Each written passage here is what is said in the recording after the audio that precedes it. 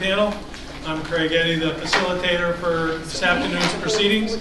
As we always do, let's go around the table and have the advisory panel members introduce themselves.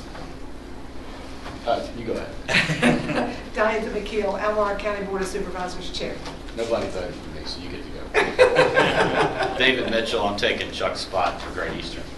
I thought it was because I was the only one lady present. That too. Chip Royals, Thomas Jefferson Planning District, and the Metropolitan Planning Organization. I'm Morgan Butler, and I'm going to ask Chip to state my organization's name. It's one of them. Southern Environmental Law Center. Vito Chetta, architect. Mark Graham, Albemarle County.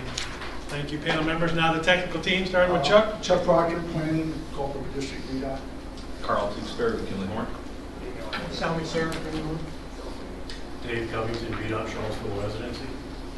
Katie Schwing with Virginia DRPT. Golden Nunzio, VDOT Charlottesville Residency. Very good. Okay. Here's a summary of our feedback, and I'm sorry to say that our ratings are plummeting. We might have to give the facilitator the hook where we're going down, but we have to spice it up a little bit. But considerably less viewers last meeting.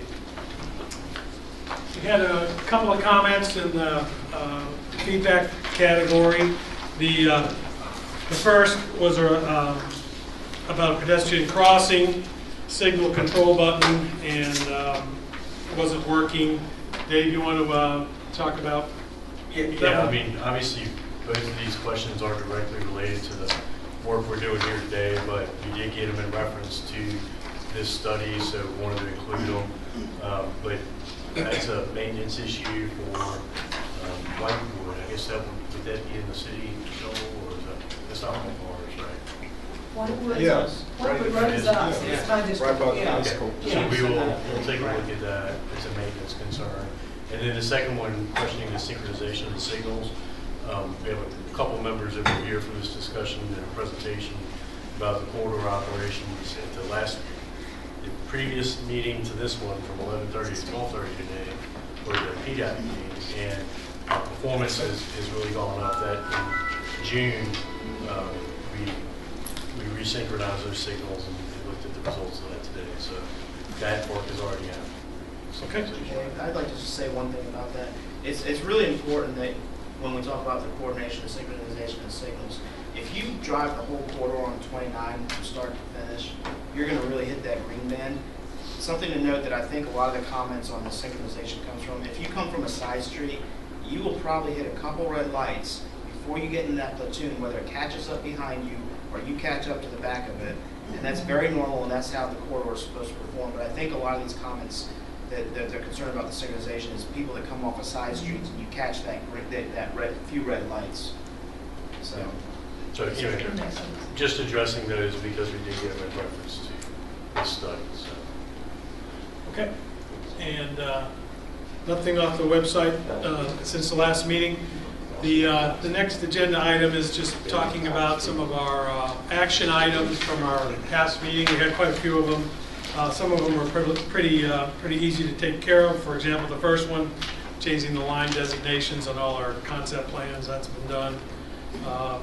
The illustration of another pedestrian crossing to Commonwealth, but closer to the hydraulic roadside. Revising the roadway to avoid impacting the building on Seminole Square. We did that. The northwest quadrant of the hydraulic and the 250 bypass, we wanted to show the horseshoe-shaped orientation of that. That's been done. The existing Kmart building should be added back because we had kind of changed that into a conceptual other alternative layout. That's been done. We used it, enhanced the existing buildings by making it a darker gray, and we will be looking at existing conditions on a Friday peak hour as opposed to a Tuesday through Thursday eventually. And then we wanted to look at the effectiveness of extending Hillsdale Drive down to Angus or Holiday or even to the 250 bypass. So, And can I ask a question on that last point? When you say effectiveness, does that also include evaluate impacts? Because it's not, because there's still there's still concern in that neighborhood that they're going to be isolated. It could. I think the effectiveness comment was about the traffic operations and Right. what the impacts of that were, on adjacent We also- intersections. And Could so, that- I thought that also meant evaluate impacts to adjacent. we can do that neighborhoods. at a high level, but Okay. nothing in depth. Well, look, I still heard that people were just really didn't understand what that was going to mean in terms of their ability to get in and out of 29. right, and I think looking at where would they go to as opposed to coming right out or right. Yeah, we just need to there. know what they're doing. Mhm. And Yeah, what- we can certainly. Okay, that's great. Okay, that should be my impacts. Okay. Yeah, I just thought- what do they do when that happens? I thought you were talking about right away and environment. No. How do they get to all four How do they directions? get around when that All right. change How happens? does the circulation pattern change? Yes, definitely. Okay, then our next item is the progress on land use. We have most of the work done. We're going to use today's session to just kind of talk about what's been done and also talk a little bit about the feedback we got on the homework. I'm sorry to say we only had 4 out of 12 respond to the homework, but we've got those summarized, and Sal's going to work through some of the observations and comments and questions from that feedback. So, And Craig, just before Sal gets started, we rely very, very heavily on the input from the community, but also the input from all of you here in the room. So if you have a concern, if you have an idea, if you have anything that's on your mind related to what you see today or hear today, please be vocal about it. Don't hold it in. We need to get it out so we can work out any issues now instead of down the road. it's getting late in the game. Yeah, thank you. And I just want to say that I haven't been able to look at this stuff because our city's been in crisis.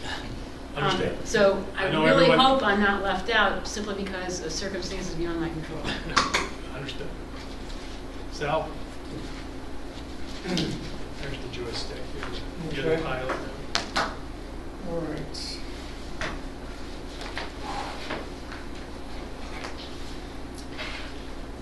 So this is just a presentation we had loaded last night at the public meeting, so a lot of this is here for reference, but we don't need to really go into it. So really today is just more about a conversation with you. And to frame the conversation, all I've done is taken the feedback that we've received since our last meeting and consolidated the comments and the issues into sort of buckets. And so I just want to kind of go through those with you and again just have an open conversation about each of these items. Some of them we may just check off real quick and some may require a little more discussion.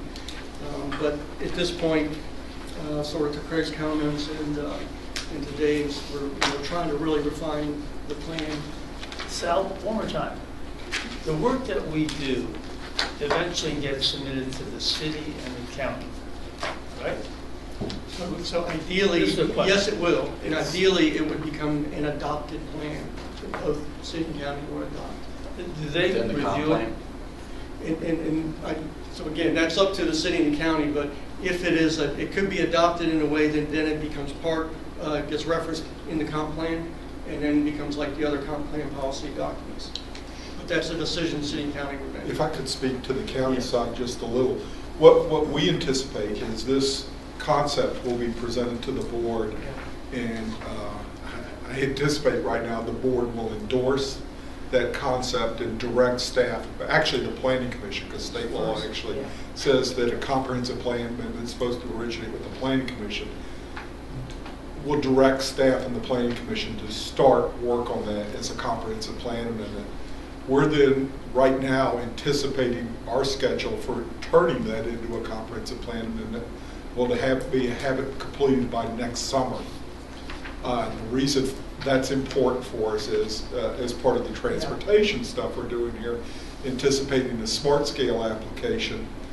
And it's important as far as the points you get with that smart scale application for it to be consistent with your comprehensive plan. That's helpful, that makes sense. So we're trying to backfill and make sure we're hitting all of those time points that need to be. We got a lot of milestones out there. Exactly. Yeah, that's good. So the So the initial- planning commission knows pretty quickly, is my understanding, that this will be going to our planning commissions. Yeah. So the initial endorsement doesn't have any regulatory teeth, really, until you get down the road and it becomes a comp plan amendment.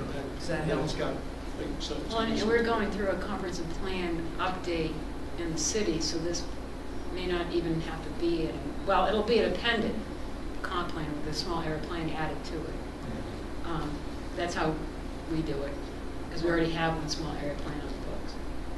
right, so small area plans are basically embedded in your comp Yeah, plan, referenced yeah, by your yeah, comp plan. yeah. What do you think the city's schedule is on that? Like Mark gave. It's going to be, roughly. they get it.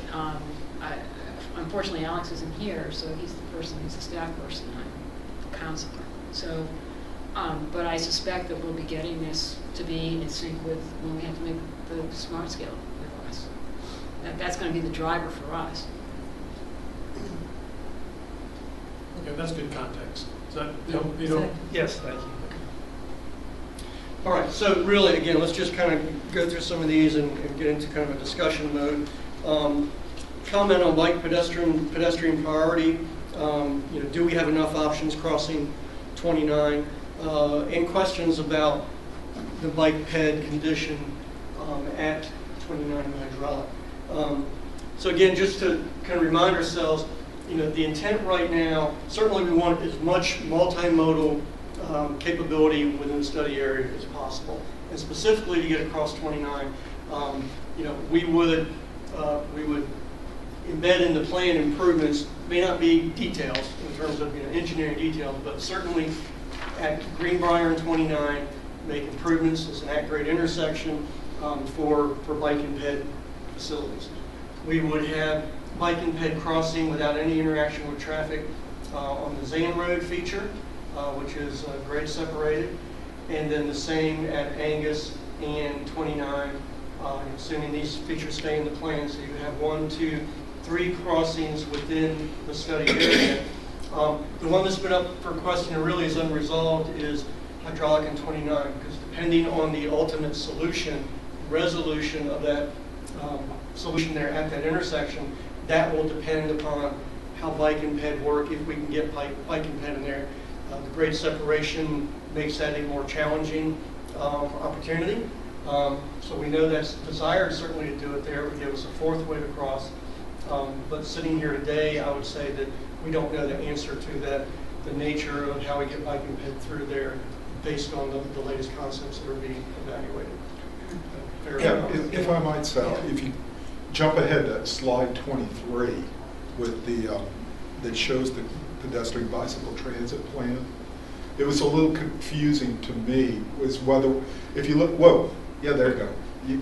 You got it. When you look at that plan, at that the intersection. Hydraulic? Yeah, hydraulic, whether there was an intent to go across or not. There was an intent to, in the plan here, there's definitely an intent to have facilities through that intersection. Okay. But as Baker continues to look at that, physically what that solution looks like, we don't have an answer yet in terms of what that looks like or if we can in fact accomplish it there. Is that a fair statement? That's right. Okay. Well, I do have a question though, because and it has to deal with the phasing and the multiple parts to this when it becomes a smart scale submission. And we can envision then if the only thing that gets funded is improvements in hydraulic with no bike ped crossing, we have totally failed in this effort. That's a good point. I mean, really, think about it. I mean, it means that we've not really done what we were set out to do. So I don't see how you can even say that when we go and do this, that Zan Road and hydraulic have to happen together if Zan Road's the only way we can get bike ped across 29. I mean, it just hit me like an epiphany last night, looking at it. and we heard that comment from another citizen last night. Her concern was that ability to cross at multiple locations, particularly hydraulic. It's nice when you think the whole plan's going to happen all at once, but it won't. Right, that's the first thing out of the gate. And I really agree with that comment. And my other, I don't really know with a smart scale, But would that, if we didn't have the bike ped crossing at Hydraulic, and we were applying for funding, would that not decrease our chances? I mean, I would think it very well That's a good might, point. of getting the money, because I thought that was part of what VDOT and everyone's trying to reach is. So while we're on this, go ahead, Del. Thank you. And forgive me if someone already mentioned this, but I had the same concerns as we were reconciling to the vision statement and that homework assignment. I don't know that we're providing a highly connected pedestrian bicycle area here, particularly at Hydraulic. So what I'm wondering is, if Hydraulic underneath, I know that's, I mean, we'd have to do something about lighting, but would there be a light there? I think there needs to be underneath. Could we put a path there? That's the question. Yeah. And That's that's the what I question. think Okay. I hope so. Paul's group is looking at, yes. Yeah. That folds into, I'm just going to offer an observation. It may be obvious or it may be totally off base, but when we were thinking about different configurations of what turns and what movements would be taking place at the under part of the underpass, it occurred to me that if one of the ideas was just to have a through movement. Your right turns would be up above, and we were thinking about maybe not allowing left turns. I don't know how I feel about that. I still would like to see all the movements modeled. But if we just went with a through movement, it seems to me, as far as pedestrians being able to cross over 29 underneath there wouldn't be any conflicting movements where you'd have pedestrians having to compete with left turns or left turns having to wait for pedestrians. It seems like that may provide some potential for a efficient, effective pedestrian and bike way to get underneath there. And if Paul wants to jump in, fine, but the first thing is remember that we're making value judgments here. So the first thing we did when we tried to suggest maybe taking left turns out of that intersection, we said, okay, now we've created a problem, and there was concern about the neighborhood because we're pushing traffic somewhere else. So then we went back and said, okay, Yeah. if we keep all the turns there, now we're leaning towards a transportation solution that may not have ped bike as a high priority or be able to accommodate it as well. Not that we can't, but again, those are the trade-offs we've been making once we made that decision. Okay, let's keep all the movements there and figure out a transportation solution that makes that perform that way. Right. But obviously, there's some compromises in other places. Yeah, if I could just say a couple of things. These are all really good thoughts, and first I'll say, we don't even know for sure that concept that's been floating is going to stick. We're working hard on that. So stay tuned. But you're right on. If it was only left turns underneath, there'd never be a chance unless you stopped everyone, unless you gave an all red situation. There'd never be a real fair, safe chance for peds or bikes to do anything. If it was only throughs, yes, they could just share that time. Or if we have, I mentioned in one meeting, maybe we could have lefts and throughs. So during that through phase, right then, so Yes. it's all about math. It's all about math and Yeah. numbers. So, but those are the types of things. Yeah, that was kind of the question I had, because I think we talked about this before. What if we had the left turns from 29 onto Hydraulic, but you don't have left turns from Hydraulic onto 29? Then that intersection becomes a lot simpler. And you do have that timing And then for you can that. go and do that. Then you can. But handle. we still have the problem at the end of the ramps going down. We've got a weave movement between cars and pedestrians and bicycles. If they're going to try to get over to get down, that's actually the scary part to me. And I think, and you have them twice. Yeah. Going, getting Yeah, on both in. and Yeah. getting off. Yeah. Yeah. I mean, the other way to go is that we just if there's a way to make sure that Zan Road and Hydraulic are done at the same time, in the same package. So I think the timing And that comment, the I think, public is really really critical. understands, and the public really understands. Yeah. Because they'll look at it and say, Yeah, well, yeah. look, there's none here. Yeah. So we really have to be transparent and make sure everyone understands, if that becomes the If option. that becomes the option. Okay. Well, the other thing too while we're on the bike ped, and that was an observation that people talked to me last night. They didn't see hardly any connectivity east or increased block network connectivity east of Hillsdale Drive. It was all going west. There's nothing, there's very few connections. And when I looked at the illustrative on the agenda item 4, land use, these are just large lots oriented to Mickey Drive, but then it just dies out completely at the end of that water feature. And I know that the grade is really hard to get up from Mickey Drive to Hillsdale Drive, but at least we put a pedestrian, hopefully it's multi-use trail up to Hillsdale. But could we increase the connectivity with bike ped trails, both going north-south and east-west, along the river to tie back into the Hillsdale Drive? So this system obviously indicates along the river trails that are existing or proposed through the natural areas and along Mickey. But they're on the other side of it. And we probably, that Not line probably should connecting carry back. right down Mickey Drive there. It shouldn't be extended there. This gets to the end of, say, where that amenity feature is. We do have the significant grade We do changes more there. of those blue dashed lines going towards Hillsdale from. Just in this zone here, you're saying? Yeah. at Yeah, least. okay. Yeah, we could certainly put them, again, I mean, our anticipation would be every street would have, you know, There's as a real much as possible. hole there. In There's here. no connectivity at all between that northeastern part and the southeastern part. And can we show those connected to the trail that's within the natural area? Is there any We restrictions could. to doing that? So we could add some of that. Some of it's topographically challenged. We have to kind of be realistic, but It's a 35-foot drop on the back of that. yeah. Certainly here, we couldn't go straight from here. I don't know who's walking up that. And I'm gonna have to say it, but that's about 50,000 to 60,000 square foot of building you're taking out with your water feature. Okay. We're not taking that tomorrow. Doesn't really matter. You put this on a map and on a drawing, and I've already heard city councilors, not councilors, planning commission leaders say, we're not gonna approve anything that's in competition with a comp plan use, whether the zoning's there or not. I mean, that is a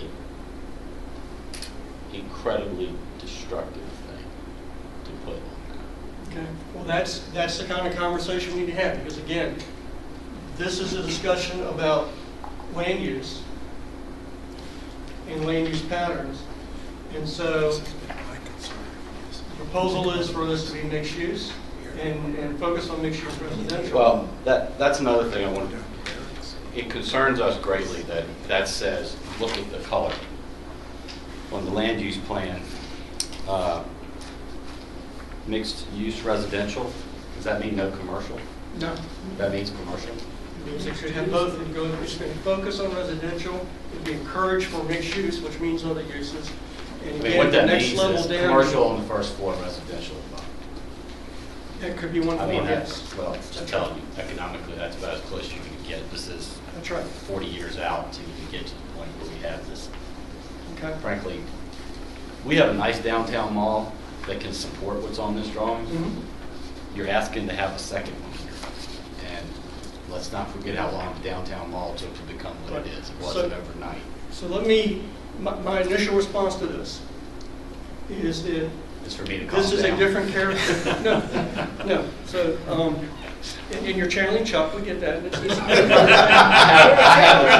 But in this particular case, he's accurate. But what I can tell you, professional opinion unequivocally is, these kind of developments done well and done right are not the same as downtown mall. They will never be the same. What we have seen in communities is when downtown areas are fearful of these kind of developments, and these kind of developments happen, downtowns get stronger. And they get stronger because they're a different character, it's a different quality, it's a different environment, and a different experience than people want. They'll come out here, you know, if there's a Target out here, or they'll come out here for certain uses in a different type of environment during the movie. But when they want to go to the mall and have the mall experience, they go. It doesn't take away. Okay. So we've seen downtown communities where the downtowns have experienced, say, the 2 million square foot power center open up a mile away, and the downtowns get better. Let's assume you're right. Financially, economically, what you're asking for here, especially with this large water feature that doesn't pay rent, but I'll give you, may draw people to it. and I guess theoretically would increase Get higher rates. Yeah, okay. That's easy to say until you gotta go banking. These things are gonna require, if you want this to happen, participation from the government, from the locality. And it doesn't have to be, we'll pay for the water feature, okay? Those days are gone. But it could include, obviously, the roads and the infrastructure we're talking about here. But there are things that we need to, if you really want to see these visions happen, you've got to participate. If the community wants to see these things happen, they have to participate in seeing them happen. And that can happen through lots of ways. There's TIF, there's the infrastructure, there's cost sharing, there's all kinds of ways to do that. And I think if you're gonna impose, I'm gonna use the word impose, these colors on private properties, you have to do something other than put the color there. You can have your stick as the color, but the carrot needs to be some help. And that needs to be part of his plan. If you're going to go down this road that we're not in love with our big green swash in the middle of 60,000 square feet of commercial space, you can't just, it's never going to happen if you don't have both sides. And I would agree with all that. And again, and to the point of this plan, there are other things that have to happen in concert with this plan to implement the plan. The plan is the vision, it's the direction. If the feeling is long term that this is just not a good direction, then we need, we should back up now. But the idea that long term this mix of uses in that form could work doesn't undo what's on the ground there today. And it says at some point in time, if and when this area or these uses here are ready to redevelop, then let's think about them in a different way when they do. Doesn't impose anything on them today. Doesn't say we're waiting for you to move. You haven't been through the planning commission in the city of Charlottesville. You know, unless I'm sorry. Perhaps this is different than any other place in the country, but and if it is, again, this is your plan, not our plan.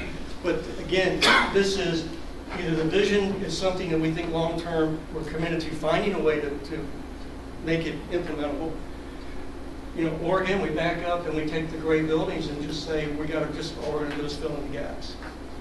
And that's what we've been talking about that since the beginning. That's the kind of direction we need from you. I don't think I've been living in a tree, but I think the brick and mortar retail is doing really poorly these days. So things have got to change. I'm not going to argue Amazon because the truck comes to my house every day. Yeah, so I don't argue that. I think this is actually being proactive. But there are always going to be services and some retail that are going to be here. You may not have big box, 150,000 square foot stores. But, you know, at the end of the day, I like to actually try my shoes on first. And I might find a shoe I like in order to buy different colors, but, you know, these, more and more there's people services. want experience. Sure, I totally get it. Our concern is, because of this is the wrong word, but the rhetoric that I hear when I go to the planning commission meeting and maybe some city council meeting, is that this is like hard and fast. And if the plan that you bring forward, if we wanted to redevelop Seminole Square in the future, if that happens, if I don't show a big water feature, I'm not going to get my site plan approved.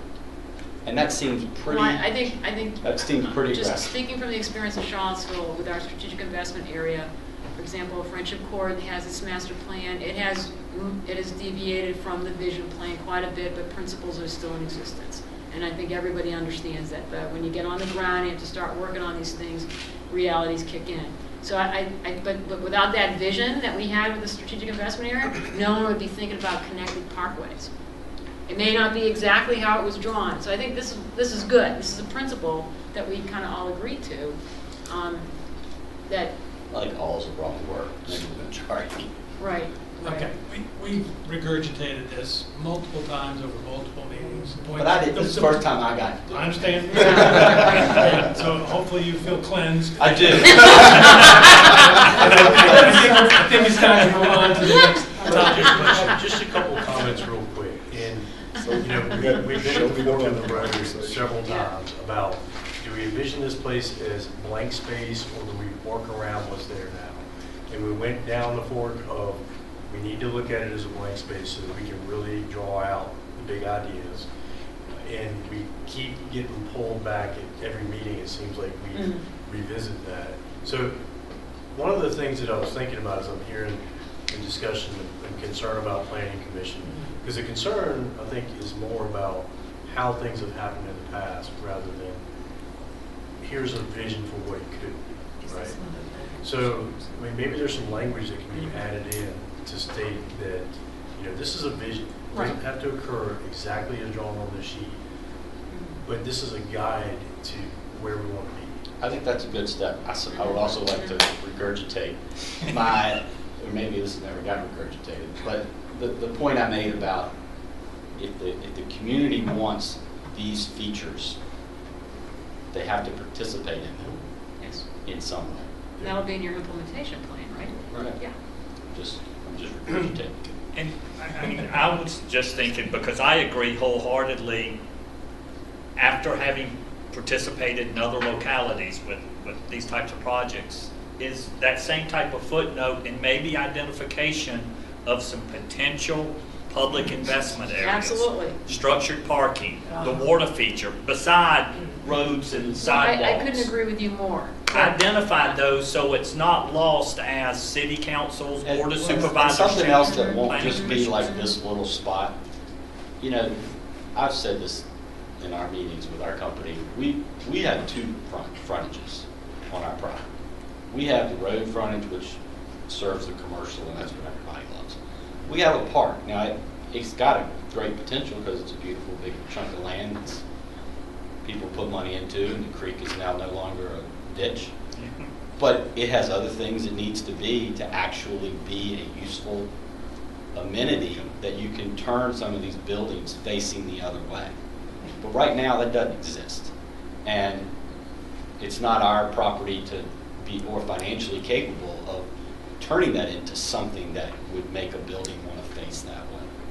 And I know I might be again saying something that's already been said, but you know, that park is a feature that really needs to be improved drastically. It's great now that it's not a ditch. Now it needs to be more inviting and useful. Are you talking about the Meadow Creek? Yes, all right. Facilities. You know, Right, I know there's plans. Oh, yeah, definitely. You want to get some serious, some property owners to start to really pay attention to their property and be willing to invest in it. That would be a huge draw. Investment and revitalization of the Meadow Creek Valley. Yeah, I mean that thing. And then needs- there's other streams And I'm- also. You know, you're going to get some pushback on this, but it needs to be more than just a trail. It needs to be Oh, yeah. facilities and things that people would hang out. Well, in. the other thing related to that last night, and it was said earlier too in the Meadows meeting, they want a teen/community center. And this could be notated like that. These public facilities need to be, along with park improvements, in addition to new parks, but that's part of the vision too. But I don't know if this is the right time to be talking about that, but comprehensive plans include all that stuff. Right. Well, what I'm hearing out of this is park, and maybe that can be written into. So it's co-located with plans community facilities such as or, teen centers you know, and community centers. You know, partnering efforts so that the And planning partnering. commission and these, you know, city Yeah. council changes. For instance, if we get dragged into, you know, Chuck's dead, my children are my age, and we got to actually do something with this. You know, fingers instead of one big fist up through the middle of the project might be nicer too.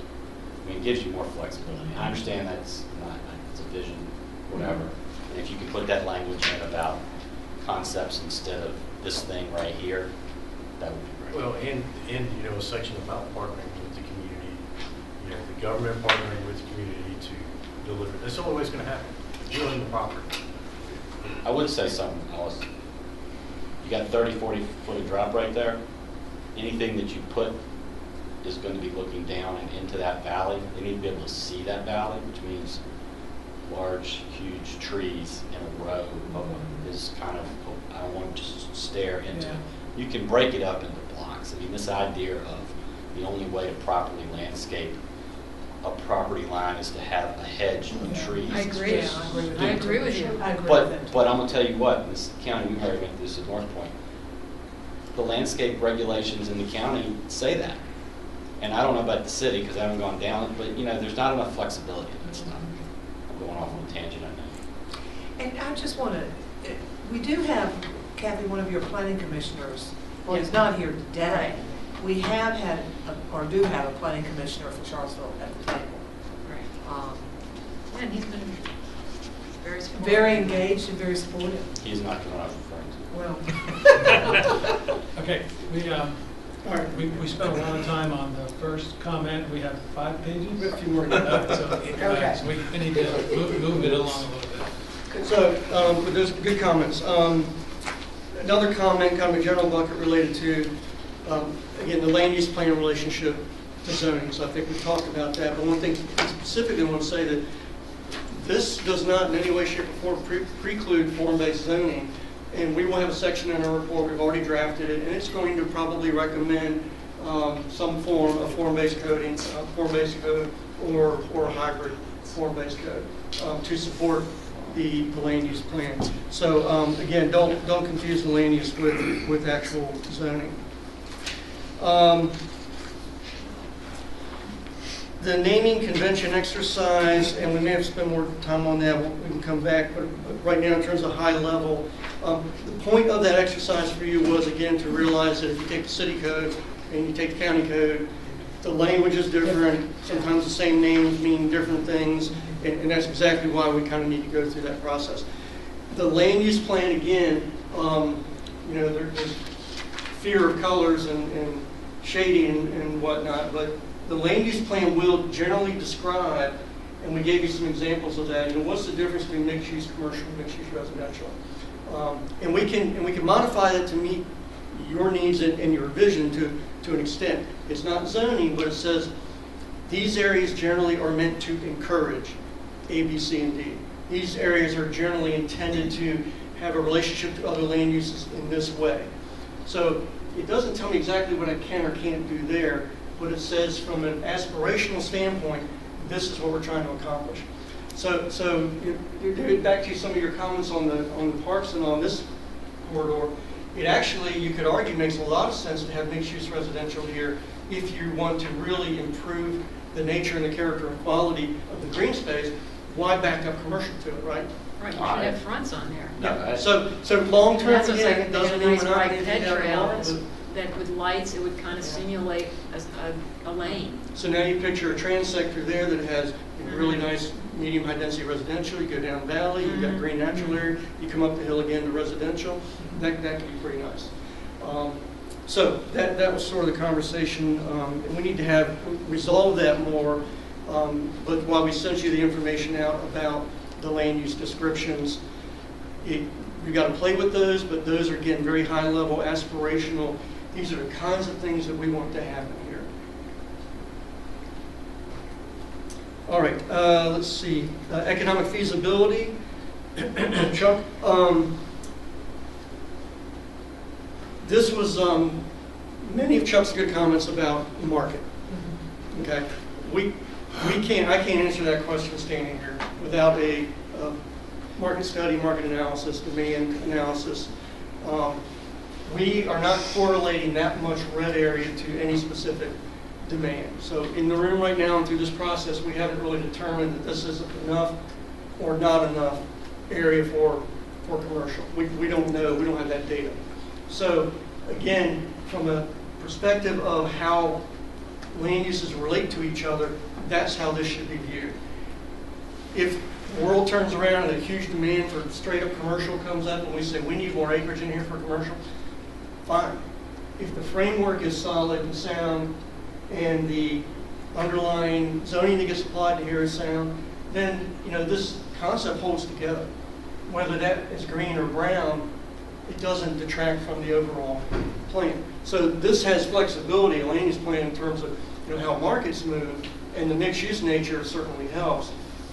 But we can't sit here today because we haven't developed this plan, obviously, based on market data that says X amount of square feet of this or X amount of square feet of that or X number of residential units. the one thing we've done sort of conceptually is that we've allocated more land to bring residential into the core area and clustered and sort of shrunk the commercial land area, which again doesn't mean we need to get rid of commercial today. It just means aspirationally there's demand for residential. We think that's going to increase. We want an employment center in this area, and we want to cluster the commercial uses there. We'd like everything to be mixed use though. Does that make sense? Sal, I just say, you know, what we can look at is the potential, that how much capacity potential do you have there? Translate this into, Yeah. right. And we've done that. We'll get you those numbers. We actually had to feed that to Paul so that he could Yeah, put it in you got his to have it machine. for your infrastructure, Yeah. supporting infrastructure. So we have an overall density intensity worksheet, and we'll start to share that with you. We gave it to Paul as the first pass to see if he could put it in the Play-Doh machine and see what came out, or the machine breakdown. I'm trying to figure that out. I do have a comment about the mixed use though, because, and this is just experience from Charlottesville, you know, all of our so-called growth corridors required mixed use, and that wasn't sustainable. It didn't allow for those nice, gracious apartment buildings along our avenues that were totally residential. What we desperately need is more residential in the city so that people can live where they work.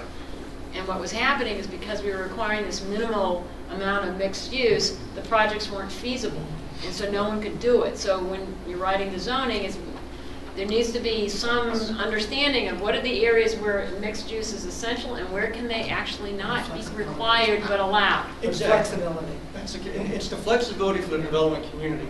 Some of them may come in and surprise you and do a lot more residential than you'd like to have, but you don't want a deal to go away because there's a commitment to commercial that there's no demand for. Right. And we've seen projects where a developer has built dark retail space on the ground floor because they had to. They could still make the numbers work generally on the project, then you have dark ground floor retail, which makes no sense at all.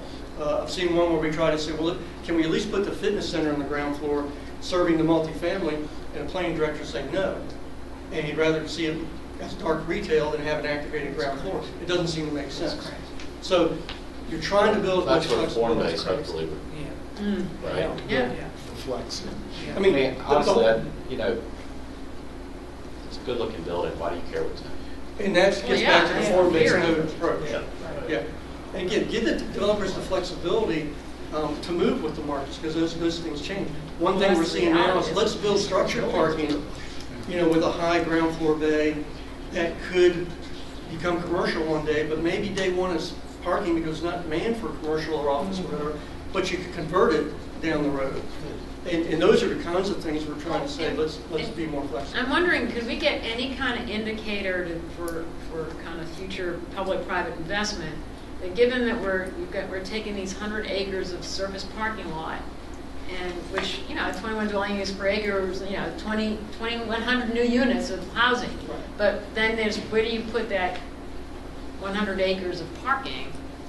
And so that means to where can we strategically, where would be the best locations for structured parking from different perspectives? And getting that at least on the plan means that that's a target for the localities to be focused on in terms of a private investment and a public investment. I mean, it's a challenge because in every block, theoretically, it could be a structured parking product with wrapped product around it. Now, those numbers only work at certain times in certain places under certain programs, so you can't Something else, your structured parking that's underground or in a confined space is fine for the residential portion of your building. You cannot expect somebody going to it's not New York City. They're just not going to do it. They're not going to come visit the space. It's got to feel open, airy, and there's going to be some surface. There's going to have to be some surface, or it's at least going to have to be a really accessible, easy thing to get to, or it's going to be a detriment to what commercial's there. So it's really sensitive. So I think retail is extremely sensitive. Parking is too. There's a psychographic of parking depending on the market. Manhattaners are different than Charlottesville. Ralph Martin. So in one of the most dense mixed-use centers in the Raleigh market, a lot of structured parking, a lot of parking inventory, but there's vacant parking routinely because it's not in the location where people want it. And literally, people won't walk across the street from the structured parking to go to the grocery store. And there's a vertical grocery store there with residential on top. So if you look at the numbers, all the developers sit at the table and go, well, we've got enough parking area, but it's not in the right place, so it doesn't matter how much you have. So, it's a little difficult to say exactly where this parking facility should be because it relates specifically to the development. But one thing we know about parking is not just quantitative, it's also qualitative in terms of people won't go into structured parking to do certain things. If I'm going to go spend 4 hours somewhere in the city, I may go structured park. Yeah, but I'm if going you, to do if one you thing. need parking for your residential, and people are going to be not always needing their car every day, but they want someplace to put Right. their car. So then there's shared parking.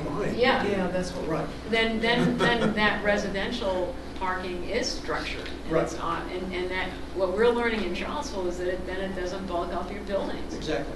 And then it depends on exactly where you're talking about because of the relationships, there's Right. walking distance. Its relationship to the residential. But aspirationally, you can write into the plan that this is how we would like the world to look and work. And when you come in for a site plan or a project, this is what we want to talk about. Sal, how does all this compare with what's happening at Rio and 29?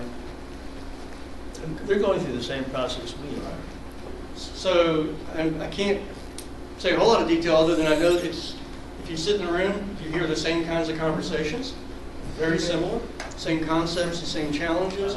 I definitely think you're hearing the same types of issues, and not only at Rio, but in Denver, Philadelphia, Atlanta, wherever you want to go.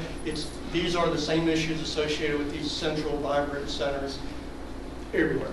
I don't know if that answers your question, but the reality is. So, the other part of that, if you're asking in terms of uses between the two, again, that's more of a market issue, demand issue, where developers want to be, and that's, we don't really have a good answer for Well, this. in terms of planning principles, if you took the volume of space here and you took the volume of space perhaps at Rio, I simply don't know. In terms of absorption, it's going to take 50 years, it's going to take 20 years. Right.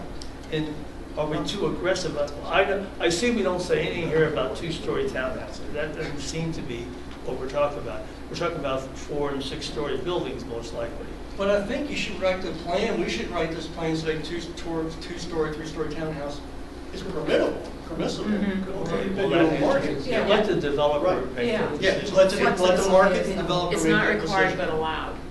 Good, okay. Right good. now, Well, that's great. right now we Exactly. set requirements that are almost too limiting. Right. Yeah. We But- don't want to sell ourselves up for failure. But you don't I mean, if want this to- should be you don't nothing want to but require one-story, something that's not possible. I mean, an example of that is commercial, then that's what Stonefield. They had permission for 3-story buildings, right? Mark? Right. Yep, Yeah. What they built. yep, Come on. because that's what they built what the market. and we Because they're built not the it. business of going bankrupt, right? And we built the So- flexibility into it so that they could adapt to the Yeah, market. I think that's conditions. also an example of, like, you're asking how long it's going to take to get there. It's going to take a while to get there. Yeah. I mean, we like to think we're a small town. I mean, this is a small community. And remember, there's always things that change. So let's say that there's a plan here and a plan at Rio, and then we just sit back and say, where's the market going? And things start showing up, the phone starts ringing. At some point, there's going to be a natural kind of progression towards certain uses may prefer one location or another. But the other thing that we don't talk about, can't talk about well today is there are catalyst projects that are going to come online. They're going to change everything. Yeah. It could be healthcare, it could be university, it could be an entertainment complex, convention space. Those kind of things come up and they change the game. And they land right there, and all of a sudden now, Right. everybody wants to be there. Right. And those are things you don't have to sit back and just kind of hope they happen. You can also strategically say, If you're we doing want this, something and you that's the right attract place to them. go there. It could be an employer, or, Mhm. we're working with a very large national company right now who's developing a brand new campus from scratch, and it will totally change that part of that city completely. Part of the city no one wants to be in today. It will change overnight. And those kind of project opportunities are there, and this is a desirable enough place to Well, be. that I mean, you'll the get city and the development. county have to go out and recruit those. Absolutely. I mean, that's your economic development side. Right. One of the, I think, unique opportunities here that's still an opportunity at Rio, but it's not as easy an opportunity, is the potential for a joint partnership between the city and county which if it is that large business, makes it eligible for Go Virginia money. Yes. If it's Albemarle County alone or Charlottesville alone, you're not eligible. Yeah. But if it's a city-county Right. project, you're now eligible to go after state funding that can help with that infrastructure, that Oh, parking that's good, structure yeah. that's It's a whole other required. series of applications Yes. schedule that we can look at. Yeah. Right. You know, Sal, if we look back 5 years ago and think about Stonefield, well, I think Stonefield is terrific. I mean, they've got 6-story hotel, and who would have dreamed 5 years ago that'd be possible? 5-story apartment building, really kind of a nice new movie theaters. You think it would also suck life out of the downtown mall? I don't think it has. And imagine if the requirement on the Stonefield property was 5-story buildings. You would be looking at nothing. Right. You know, so that's true. You can have nothing happen until one day the market says that 5-story buildings are what we can support there. Or you get something nice that maybe isn't exactly that, but it's market driven. And again, it doesn't necessarily take away from the overall vision as much as you might want 5-story buildings. Sure. There's a give and take there. Sal, I got a question. Yes, sir. Earlier on, we talked about transit, transit services, and at this stage, where does it fit in the overall plan? Okay, good question, and we've had some comments on that. So if you remember, go to here, just a little bit. So this was sort of a loose transit diagram that, again, is focused on how to enhance existing bus routes, internally focused on study areas. So obviously, there's a bigger regional issue for transit that needs to be addressed and will be addressed, some of it beyond the study. The focus here in the study area was, and spent some time with Katie, we met, we just said, okay, where are the existing routes? And with the new network block structure, think about how we can better serve this area. And we decided that, okay, if you had to put an internal transit center, bus transfer station, we put it along that main Suzanne Road spine. It would be located here. Again, it details, it could have nice plazas associated with it, be very walkable.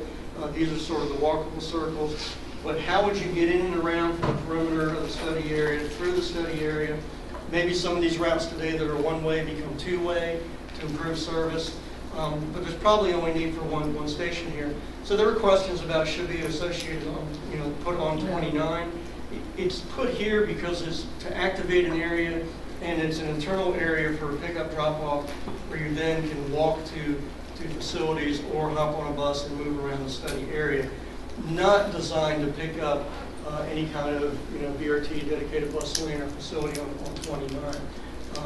The whole concept has been not to preclude that type of regional facility, but the focus here was on an internal bus route to deal with employees, visitors, residents within the study area. But the focus point would be on the You wouldn't want to stop on the 29 with people coming out of the area. So I think bus stops is different. There'll be bus stops throughout the area. But you're talking about What I'm saying. the station itself. If you're running, for example, express bus service Right. down 29. Yeah. I don't know if you had. What we're doing. When you wanted to stop at this I internal think you station. would. Is this a good time or not a good time? Did you have any comments that you were going to offer today anyway? I mean, we can talk about it a little bit. I mean, Just do it. we can do it now. Yeah, no, go ahead.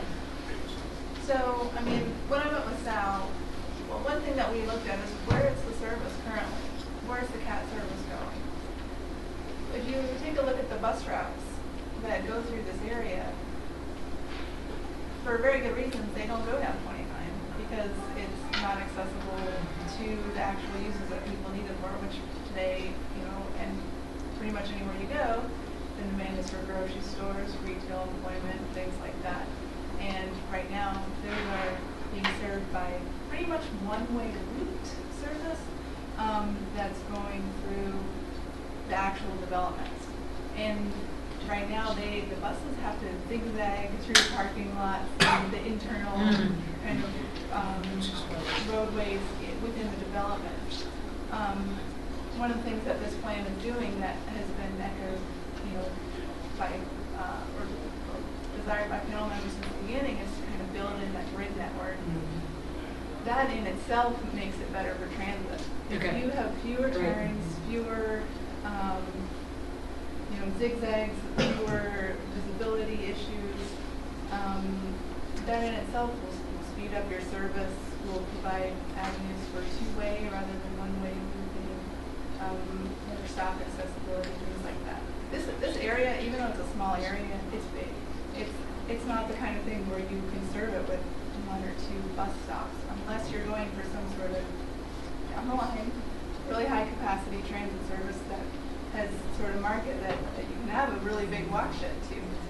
For now, the existing service, which is actually pretty good service, you've got some 20-minute routes in there, which is actually pretty good local bus service. You're going to need a lot of smaller stops. That's the kind of access that those types of services. So putting the station on Hillsdale makes a lot of sense. Yeah, and I see that now. For a local For local service. service. And so, as these nodes build out over time on 29, then you can maybe suggest, then you can get that high efficiency or BRT going down 29. Like, as you build. As you build out, but we don't have that capacity. Okay. I guess I was not clear. I was asking, how do people from outside of this area Get in. Is that what you get into that system you're talking about? I mean, is there What do you mean, which system? the little, we were talking about the drop, the 20-minute loop? How does this become a destination? So, I mean, a lot of the routes Right. come all the way from downtown. I mean, the routes, and there's one that goes up to Fountain Square. There's one that just kind of goes to the west. Okay, It's but, like but I mean, you have a 20 stop on the, say, Hillsdale station for those people to get off and run around there. And then keep going up 29. Because it has to be connected somehow. That's going. Yeah, yeah, and one of the purposes of like the transit center that South has kind of incorporated into the planning effort is because of the logistical needs of running the bus service. You have time transfers that need to happen where you need to park 2 or 3 buses at the same time in order for people to be able to transfer easily. That's Well, the I service don't question plan. Yeah. the validity of having a mini station, or call it that. I was just making sure that it's a stop within the larger network around Charlottesville in general Right. to drive people on. Right, yeah, yeah, it's So connecting. it's not on different 29, routes. but some new outlet area stop would be there. People coming from the city, there's a stop that would go at that little mini station and then head on up to 29 North. I don't know where Right. it is exactly. Yeah, I mean, so it's also dovetailing in the fact that right now DRPT is supporting transit development plans for CAT and John. And that's some of the discussions that'll happen about what sort of services are needed and what will they look like. And what's the demand, what's the needs. So just because there is a certain route or service today doesn't mean that that is what the service is going to be, and that changes over time. Yeah, we And don't it could have be the that density. through transit trips on 29, some are express for those who are commuting, and others are local, and they can stop at this. That's what I'm saying. Yeah. You can do it either way. I was That's saying, what just you're because it's not on 29 doesn't mean it can't be a stop on Correct. 29. Correct. Right. Especially when we're constructing Hillsdale as a parallel where When you gonna make that 4 lanes? You know, it's right behind. That's a great rate. It's gonna be packed. Okay. Katie, do you need anything else in this presentation? Or is Oh, anything yeah. else So pulled out?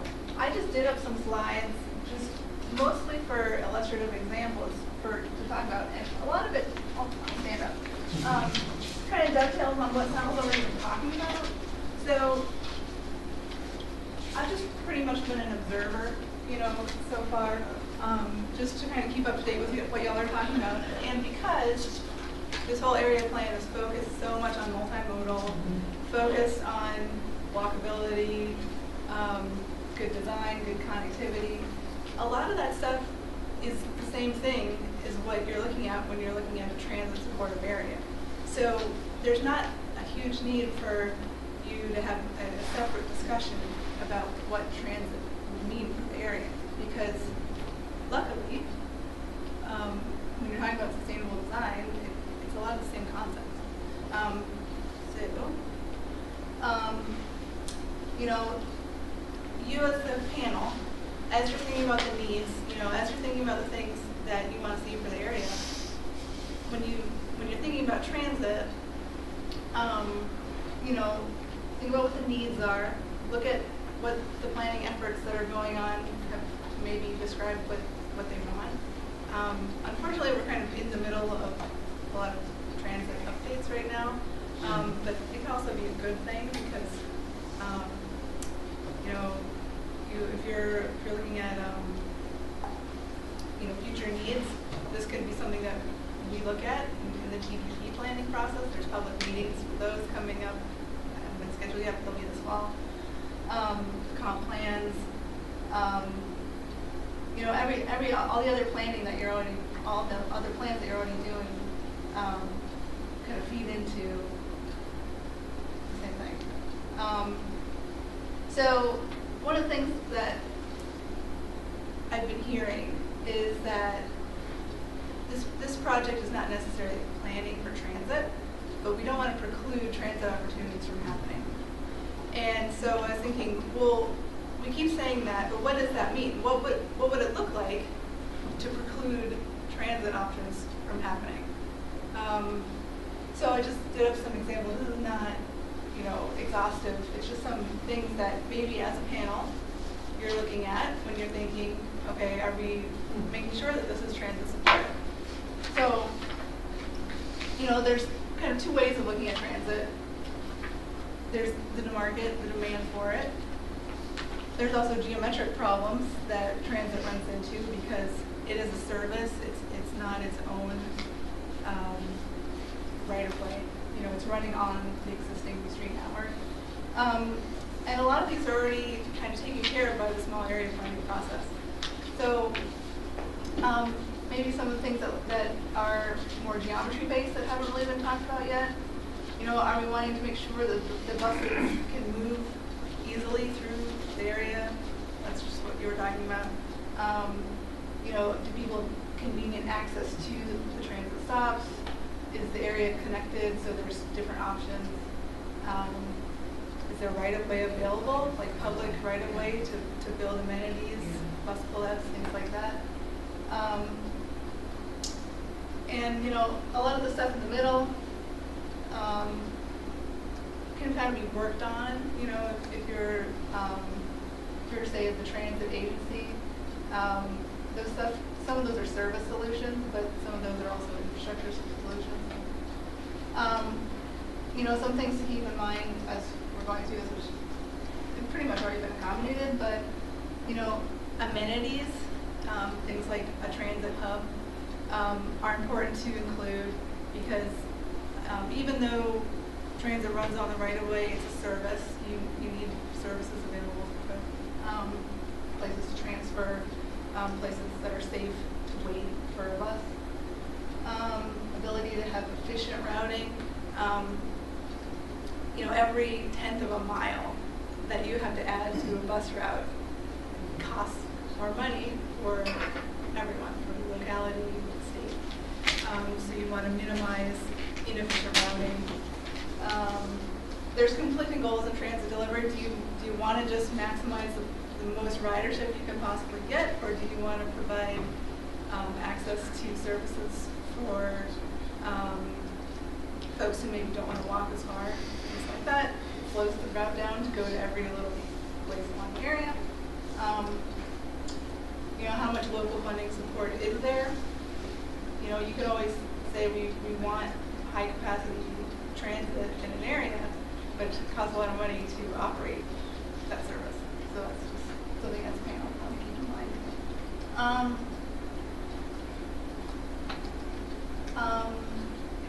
Yeah, I don't know. I think we've kind of gone over this stuff already in other ways. But I just want to say, like, if you're thinking about BRT, for example, along this corridor, as part of this planning process. I know with Rio, that's kind of one of the things that is part of the small area plan that they've identified, you know, some potential nodes for high-capacity transit service down 29. You know, BRT is a term that people use that around the country and around the world means like vastly different services. And just because I don't think these kinds of images have been presented in the meeting yet, I just wanted to let you know, like, what are some, you know, vastly different services that are all called BRT. So this is, you know, Bogota, Transmilenio, this is like the you know, idealized BRT system that carries thousands and thousands of people a day, goes down basically like a transit superhighway. I don't think this is the kind of BRT we're talking about in Charlottesville. So in Cleveland, they have the Healthline BRT service, which is kind of like the US case study for transit. It ticks a lot of the boxes that are kind of like requirements that you would say for BRT rather than for a local service. Off-board fare collection, you know, nice level platform boarding stations, dedicated transit lanes through the length of the corridor, serving an urbanized area that has all-day demand on both ends and all the way throughout the corridor. It's spurred a lot of commercial and residential development along the right-of-way. You know, this is in the middle of Cleveland, so not exactly the same environment maybe as 29 in terms of the density along the entire corridor. This is Snohomish County, Washington. They have what I think is kind of an innovative BRT system, which is kind of like a combination between a BRT and an enhanced express kind of bus service, where they have off-board fare collection, they have level boarding, but this is like just the curve of a kind of suburban commercial corridor. Maybe more like 29 at this point. And then we have Kansas City has the MAX. They call it a BRT service, but this is just a city street. These are just curbside stations. You can get a BRT at this station, or you can just pick up your local bus at the same stop. So a lot of people, like I've talked to the guy who works on this, will just catch whichever bus is first. Doesn't even necessarily matter if it's a BRT or not. So this is still called a BRT, but it's really just an enhanced local bus service. That might end up being something that happens not even on 29, on Hillsdale, you know, somewhere else. Who knows? Just putting out visual What would be the examples. differentiation then between this BRT and a regular bus? It can jump intersections or something? Yeah, it can pass local buses. There are fewer of these stations than there are of the local service. Okay. So if you go to this station, you can pick up the BRT, but you might not necessarily get to stop at the next stop that the Got it. local bus would. It's like an express. So, yeah, okay. Yeah. It's like a skip stop bus system. Okay. So big cities will often have these too, that they don't call it a BRT, they might call it skip stop or jump stop service. Bus pullouts, which, you know, just allow, you just have to think about having extra right-of-way available, because they take up kind of a lot of space, you know, basically an extra lane's width for that distance, just something to mind that, you know, if you have service along a street like a busy thoroughfare, you don't want the bus stopping in a lane, you know, you need something like a pullout. This is just one in Richmond along a corridor that's very similar to 29, Midlothian Turnpike. You know, it doesn't take a whole lot of infrastructure, but it requires space. Here's one that's along, what do you call it? I'm not an engineer. Expressway, okay, that worked. Which just has a protected barrier for the bus pullout, so that, the bus doesn't actually pull out to a different street. Oh, I see. I see. It's yeah, like a rest so it just area. kind of pulls out, Yeah, like a rest stops. area. Yeah. Okay. I wonder how they would do that. Yeah. With, you know, ped connections, things like that. You know, this this is just an example in Cleveland with the BRT, their signal prioritization has a separate signal with different symbols so that it doesn't confuse people in cars, that the bus is allowed to go, they're not, so there's different symbols. It's like a little horizontal line. And then the bottom would be a vertical line so that the bus driver knows they can go. Look how much space that takes on their street. They made a decision in Cleveland that this corridor was going to be focused on transit.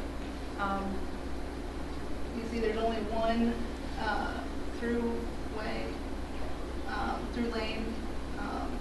coming this way with one turn lane, and then 2 transit lanes. So I just wanted to show you guys what those look like, because I don't know if everyone has seen those examples. Those the parking lot, is that like park and ride? Is that attached? I think that is actually for just like an office building or something that's back there. So, to summarize, BRT can be a whole variety of things depending on your interpretation. You've seen a broad spectrum of it, so BRT to one person may not be BRT to somebody else, but there's a whole broad perspective on that, and it can be whatever you want it to be. Right, and so in 5 or 10 years, this corridor might need one sort of service. In 30 years, it might need a completely different type of service. And so by not precluding that future sort of use, I mean, it's hard to say preclude without knowing what that means. So I think as long as there's ability, like there's the connectivity there, there's the ability for, potential right-of-way for future things like bus pullouts or whatever, I think from my perspective, and this is, DRB is not here to tell you what to do with your plan. It's just leaving options open is really what's needed. There's going to be needs for a whole different variety of services probably in the area. So that's really what I wanted to say. Well, thank you, Katie. That's thank good you. perspective. In just a couple words overall, I guess from a high-level perspective on what we're doing here, from the very beginning we said we're not getting into trying to incorporate BRT into, or any sort of BRT into this plan, because that's a corridor issue, and we're looking at a very specific small area. Yes. And so what came from that was, let's make sure we're not precluding anything. And some of the things that we're looking at here, grade separating Zan, grade separating Angus, potentially grade separating hydraulic, that if all that were to occur, we would remove all the signals from Cimarron Court all the way down to Morton, which is great for bus service because you don't have all these signals you have to keep stopping at. So we want to, I guess, facilitate anything we can for future needs or another study, and not create a roadblock that could cause us a problem, while also meeting local meaning within the study area transit needs with the center. So Sal, if you want to, I think it was a good break to discuss a little different topic. We've got about 45 minutes left. Yeah. So we do have a lot to cover. Can you get through the rest of your stuff in 10 minutes? Okay, so again, responding to some of the specific comments we've had out of the panel and the community. Question, comment about an activity center within the development activity centers. And certainly I think we've talked about this on the conceptual plan. Again, one idea is to really activate the spine. If this could be developed, this becomes sort of a linear activity center with kind of exclamation points on each end. And again, I mean, on a level like this, the way I interpret that water feature there is it could be a green open space, it could be a public plaza, it could be water, it could be any number of things. Conceptually, what we're saying is it should be an activated space, and it should have a good, strong terminus to the space. And the cool thing about it, which was mentioned earlier, is it actually sits up high where you could potentially get views into that natural area. This should be a special space, as opposed to just being a retail facade. So that to me is all that says. Water might be the right solution. maybe something else, but conceptually, that's what we're trying to do. But the center of gravity would move along here if this really became a successful feature. That's really the center of gravity for the development. I do have a question, and I'm just curious now, because when you look at Stonefield, their main street is where F is. That's their main street. Yeah. And so why didn't we consider the crossing there so that it was tying into the main street of Stonefield? It's problematic for a couple reasons. One is topography and the ability to actually get this over and get this under. This location okay. allows us to get over 29 without really raising it, because if we raise it, then we have trouble making the grade transition back. So there's no reason why, like, you couldn't get like a Catherine wheel or like a square on the other side of 29 to direct people onto the main street? Because that's already established, and it's really kind of nice. No, it is. And it's not really to take away from that, because one of the things we did was we put this little amenity here on axis, Okay. so that, again, that this becomes very walkable and connected. But, yeah, you do get some energy just here. Remember, the green space today is here, which works. Is that crossing exam like where that little slip in is where you come behind? It's close to that. Like So right past the wall? It is right That's next right. there. That's right. So one thing we said was, what if Stonefield really needed to get access or maintain access here? I mean, maybe there's even a way to do that little slip ramp in there and make that happen. But again, those are sort of details. But programmatically, this is realistically probably the only place to make that happen. Something we just know because we know it. The Commonwealth Drive, all of Stonefield that we're looking at right there, so the south side of Stonefield, and then just about all of Seminole Square down to the water feature you guys shown, and then over to the new hotel, all drain into what becomes a 60-inch pipe Right. that's underneath the building right now. And your water feature is sitting on top of the storm structure that's there now. It's failing, I believe. So, Yeah. I brought this up with some people in the county on some other projects. You know, the city's faster and they now have the funding money to fix things with. Again, another opportunity for you to combine money. You could take some of your stormwater fee, fix some stormwater issue you have, and potentially build a water feature. Maybe not in that exact location, but something. I mean, these are things y'all need to think about because, you know, they can do two things.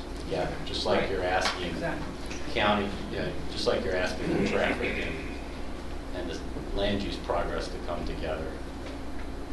There are things that county has funds for that if they use it right, the city too, can solve two problems.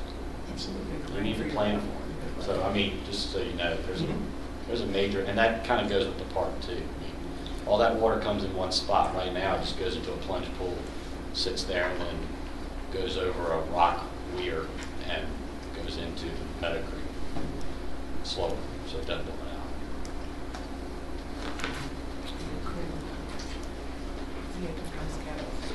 I'm going to stop there. We've got a couple more that I think we've covered, so. Okay, very good. All right, good dialogue. Let's, I just had one comment on some of your these from last night. The street perspectives. Those vehicular lanes are really wide, and was there any possibility of getting on-street parking instead of just having these wide lanes? Yes. And again, depending on what happens around it, yeah, if we could. Now, we were a little challenged here because dimensionally we were, in this case, we're working with the existing buildings. So we actually we got really tight in here to try and create a street facade. But I would say yes, where we could get on-street parking, we absolutely. And again, I mean, why do you need a median that's planted? No one's walking there. They don't need the shade. And if you've pinched everything in so that And put on-street parking. you've got on-street parking and wider sidewalks and get the buildings close up to the right-of-way, the edge right-of-way of the sidewalk, because this looks still pretty suburban to me, I just have to say. No, I actually agree. We can It's like an adjust office that. park, it kind of like on the entrance to Northport. Yeah, we can, we'll modify Okay. that.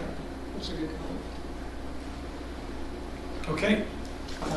Quickly, the schedule, we've kind of progressed from today's meeting to a draft small area land use plan by September 15th. And Sal, I'll put you on the spot, based on the commentary today and the feedback on the homework.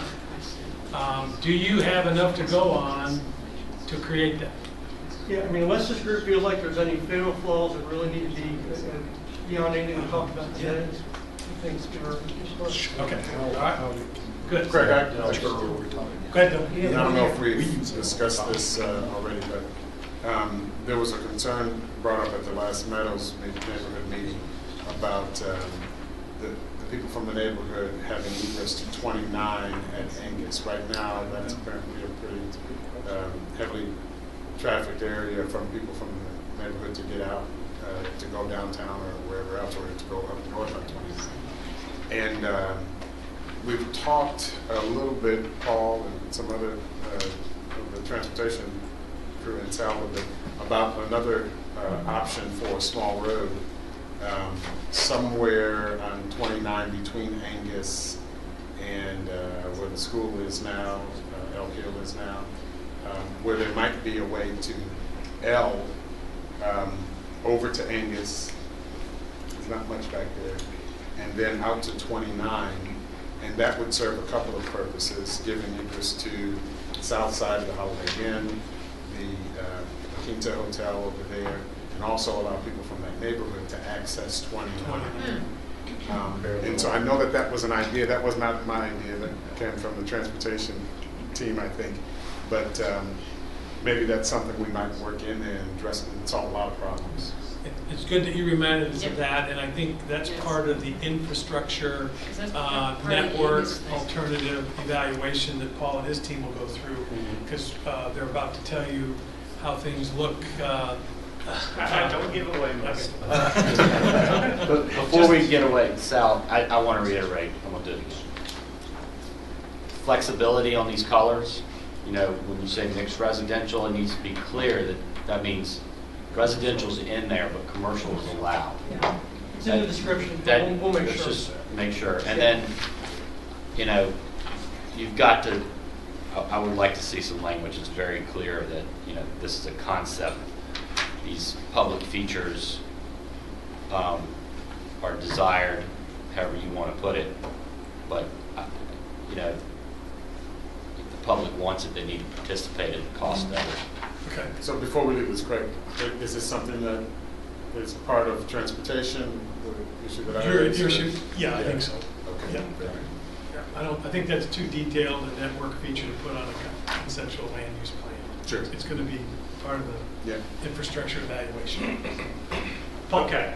I know. And Anthony, sorry. Tick, tick, tick. So we'll speed up. I'll talk some and I'll set the stage, and then Anthony Donald will join in and show a few things, but we've agreed to go quickly and wait for questions. So just a reminder of where we were, just last time we were here, we had shown that model that showed the cars moving, and we talked about it, and a lot of comments from the panel, and we agreed, said, ironically, it's too good, so we did make some adjustments to it that we're allowed to make. And so he'll show a quick update of how, like, we'll just take the PM, which was the worst case, just to kind of show that that's moving. And the reason why that's important is we're going to use that same tool again and again to test not only future land use, but future land use and changes to the transportation system. So that's one thing that we'll do in just a minute.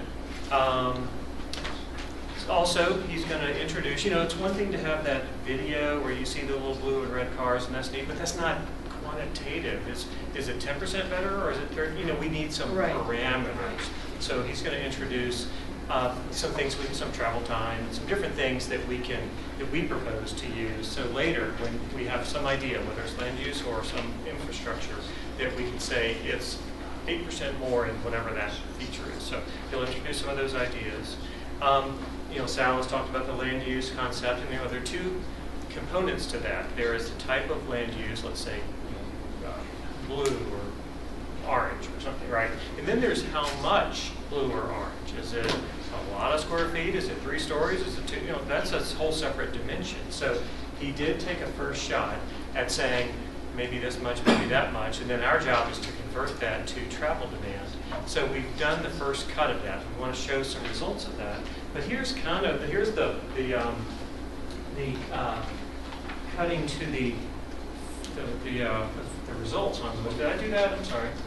Stay back because I don't want to do that yet. So basically, here's what we think we're seeing: is if this is the travel demand for today, somewhere, pick a location or a roadway, and maybe this much of the travel demand is accommodated by alternative modes, bike, ped, transit, or something. You see no numbers here on purpose. Here's what we probably are having with the current densities that we're talking about. And maybe because it's smarter growth and the mixes are more intelligent and it's more sustainable, maybe we have this much accommodated by alternative modes. So this is all you have to accommodate with cars, but it's still more. So the problem is, as the transportation network is right now, very non-scientific here, this is probably what it can accommodate.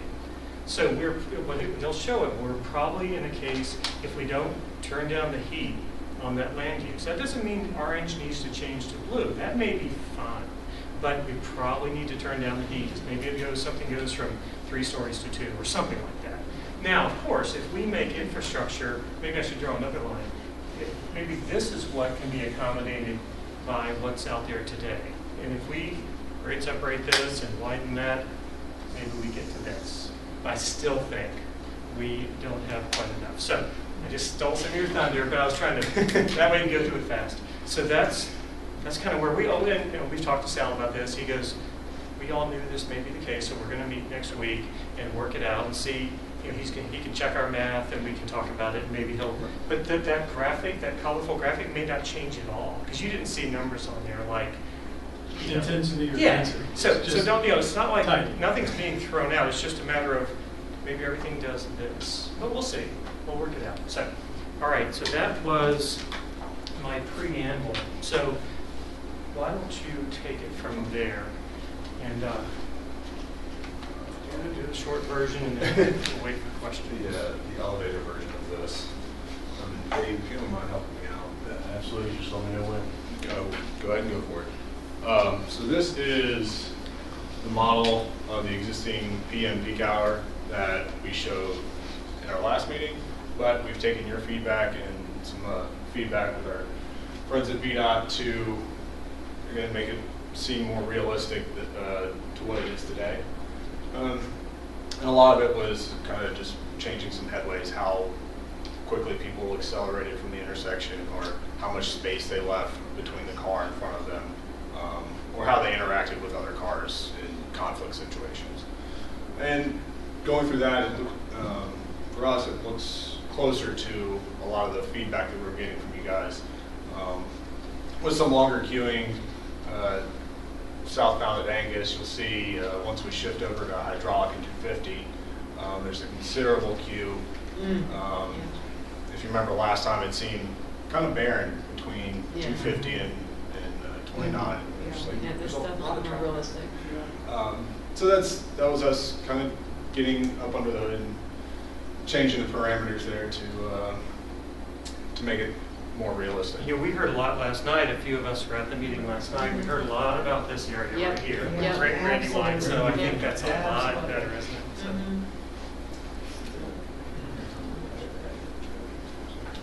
And as we move forward, what we'll be doing is basing all of our calculations and degrees of improvement or degradation on this model and the output we get from that in terms of some of the parameters are delay and travel time, and we'll get into that once we finish up. But here again, you can see some more extended queuing northbound on 29 at at the hydraulic intersection, we're not processing as many cars westbound, westbound left turns. Let's see, where are we? Change those. But that's pretty much the gist of it. We wanted to put that in front of you guys to say, hey, we've taken your feedback and we've done our best to incorporate that into our existing conditions. And we also have the AM model, but I don't think we're going to get a chance to look at that today. But nope, it'll be you. All right, no, not according to the clock. So Paul referenced some parameters of which we're going to compare our existing conditions to our future conditions. One of which will be delay, and that is then in turn into level of service. And we have these A through F grades. But primarily when we talk about this, we'll talk about delay and percent increase of delay. So if you take the PM peak at 250 in hydraulic, where you're seeing about an average of 60 seconds of delay per car that goes through that intersection, maybe in the future you're seeing 75 seconds or 80 seconds. And that's how we'll start comparing the two models on an intersection basis. You know, if I could just say one thing, because we've talked a lot about transit today, and that's important, and we've all acknowledged that unless we go all the way to dedicated transitway, transit, carpooling are in mixed traffic. So this is not just about cars, this is about everything. So it's important that we're helping everyone rising tide. And just a couple things to note, if you look at 250 in hydraulic and 29 in hydraulic, both of those intersections are coming up on failing, and that's failing is when you get to 80 seconds of delay. Where my is here. It's shown here on the little infographic.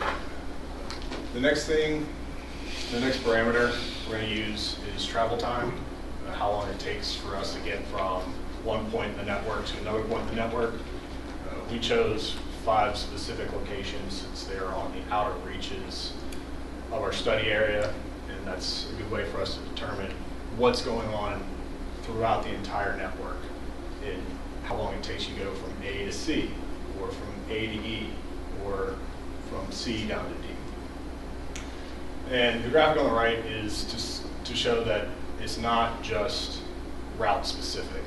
If a car wants to come, make this movement and head northbound on 29, or if it makes a right and uses hydraulic, then the model is accounting for both of those paths. Again, we have our 5 stations. We have our station A, which is east of hydraulic on 250. Station B is west of 29 on 250. C is north of Greenbrier on 29. D is just south of the interchange of 250 and 29, and then our last point is just south of Georgetown on hydraulic. I've got a question regarding E, and it ties more to the previous slide, and the significant increase in delay at hydraulic in Georgetown. I'm thinking of my neighbors and employees. What are you attributing that increase to? I guess from morning to evening, is that the increase you're? Yeah. A lot of what we've seen, Dave's spoken about this a lot, at least to me, and I think you brought it up last panel meeting, is the traffic on Georgetown that backs up using it as a de facto bypass to go northbound. That's where a lot of that delay is coming from. So when the model is calculating that, you get people that'll sit through 2, 3, 4 cycles to get through the signal, and that's how you get into what that average delay is. Do we think that think that what we've proposed so far is going to increase that or give some relief? Hang on. So yeah, one thing to keep in mind, this is just existing conditions down a couple of slides. Yes. So this is as it is today. These are the outputs from the video simulations you've seen after our calibration efforts with your equipment. What I was going to say is when I look at the yellow, we don't have a 29 problem. We have a hydraulic problem. Yeah, that's right. Georgetown, hydraulic Ferris Road problem. keep on going. And here are our travel time outputs that we got from our existing conditions. As you can imagine, it takes you a little bit longer to get through the study area in the evening than it does in the morning. Just as an example, going from, if you're heading westbound on 250 and you're trying to get up to Greenbrier, the model's outputting about 5 minutes or so. If you're coming down from Greenbrier and you're wanting to head west on 250, in the evening it's about 6 minutes, at least on average from what's coming out of the model. So you can imagine how, if we have future land use or future infrastructure changes, how you could see these numbers used, and we can use green, red, orange, whatever, to say if things are getting better or worse. So that's kind of the setup here. So that, And just to reiterate something you said that may have gotten lost in everybody, you're going to be evaluating based on relativity, not on raw numbers, because it's all based on the calibrated model and how much different it is from the calibration, Right. not the raw number. Right, and we don't know precisely what the land use will look like in X number of decades. So all this whole exercise will be best for saying this Percent idea change. is better than this idea. Is level of service totally measured by time? Yeah, seconds of delay Yeah, for a sorry. signalized intersection. It's not safety, but it's just time. That's correct. So the next part, talk about how we develop the volumes for our future condition. Initially, what we did is we looked at the O&D matrix that Paul presented a handful of times based on that streetlight data to get what are our volumes of these dotted lines here. These dotted lines are just the traffic that travels through the area, isn't going into this area or leaving this area. They're just using 29er hydraulic as a part of their daily routine to get from one larger area to somewhere else. So doing that, we drilled down and had numbers for those paths that we then grew as our regional through volumes. We took Sal's land use data and evaluated that to developments.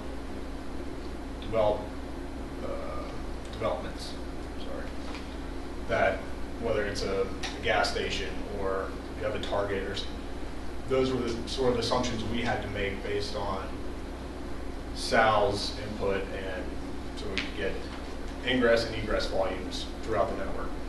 Are these times specific to the AM, PM peak hours? Yes. Yeah, so there's a giant book that's sitting on that table over there. It's the ITE trip chain generation manual. So that's what we use to get volumes that you'll see for the future condition. After we developed our ingress and egress volumes, we looked at areas where there may be opportunity for internal capture. So if we had some neighboring locations that, hey, it seems reasonable that a lot of traffic would just travel between these two zones, say this zone and this zone, or this zone and that zone, we applied an internal capture rate to those ingress and egress volumes, so they weren't just added into the network. After that, we looked at the O&D data again to determine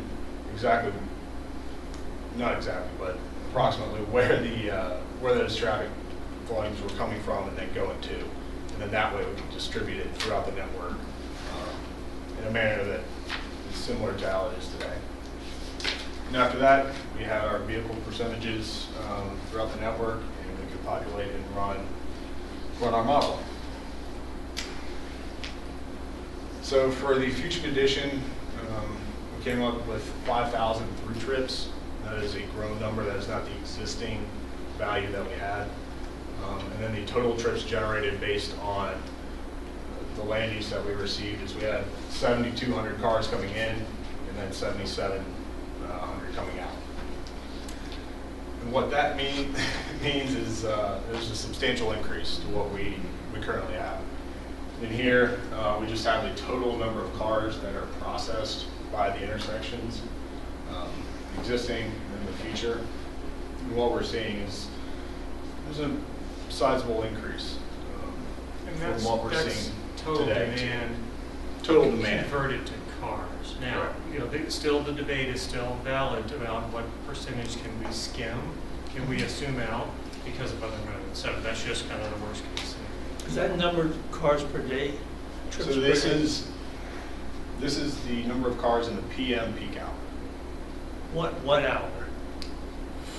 4:30 to 5:30, I believe, is the peak. You get 5,000 cars passing by Agnes and 29 in 1 hour. Yes, sir. Oh, not a car. Yeah. And currently, 29 Hydraulic is processing 6,700 cars in that peak hour. And based on the land use and our assumptions of those developments and then the distribution, we're seeing 11,000. It's kind of my bar graphs behind him on the flip chart.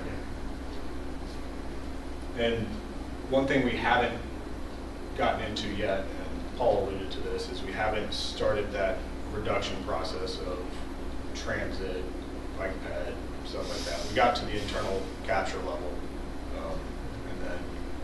And is that including the infrastructure improvements? So we have not started implementing Okay, any that's if proposed. you didn't do anything Correct. with This is the the existing. process. This is the Okay. baseline, yep. Okay, And okay, good. In the video I'm going to show you, that's a terrific segue, thank you. The video I'm going to show you is the existing network as it sits today. We've not made any infrastructure improvements. The percentages throughout the network are somewhat similar. The only change is we try to account for the demand of Hillsdale and having that as a piece within the network. So not as much traffic would be on 29 depending on where people were going. Yes, sir. One, Go ahead. just so I'm clear, the regional trips, that's just from that's white, basically. It's outside the colored area. So if you remember the O&D maps, Yeah. the X zones. Right, okay. So So it's it's, on It X3 could be to 4 X1. miles long or 30. Right. A quick question before you play that video. I see the Greenbrier intersection actually fares pretty well. A 22% increase. Is that because of district being somewhat gridlocked and people's being? So this is, I guess, travel demand is a better way to put what these numbers are. It's not what the model is actually processing now, because as you will see, processing is. And you may bring 1,000 vehicles to an intersection, but the intersection may only allow 900 through. So what that creates is dynamic queuing until it goes the other way. So, Dynamic queuing sounds like an oxymoron. Static. So this is going to run really quickly, but I think you will see why it's running rather quickly. 'Cause there's so many Okay, before. here's the nightmare scenario. Yeah. So if you look at eastbound 250, Mm. unfortunately. I've seen that. Is this live? That's right, Southport flags when it starts. And all the Yeah, that does videos look like we've it. shown, those are later in the peak hour, so probably right there in the middle. This is right at the start, so this is 4:30. This is not 5 o'clock, 5:15 like the other ones we've been showing. This is right at the onset. And you see we This have. is with all the new uses and This is stuff.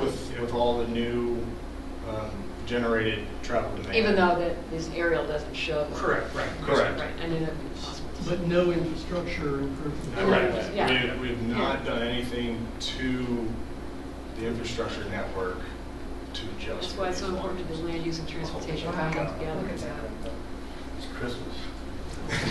Yeah, oh I my was gonna goodness. say, I know I've No, it's been like there going to already. Outer Banks. Yeah.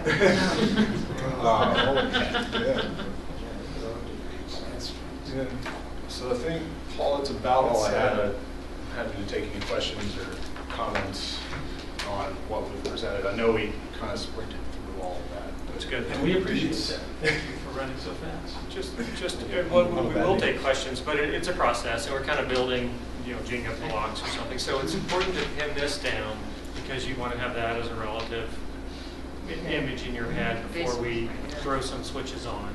So, Well, and admittedly, we had not gone back to the land use team after we had developed our trip generation to verify that, hey, our assumptions on what they were proposing was what they were envisioning. And so that's something that we've discussed that we're going to do next week, is to talk with them to make sure that we're not missing the market sometimes. and I'll be very direct, I don't think it's worth it for us to even test the proposed infrastructure on that demand, because I don't think those infrastructure changes can handle that. I think we'll go back and we'll say, how about 3 stories goes to 2, whatever.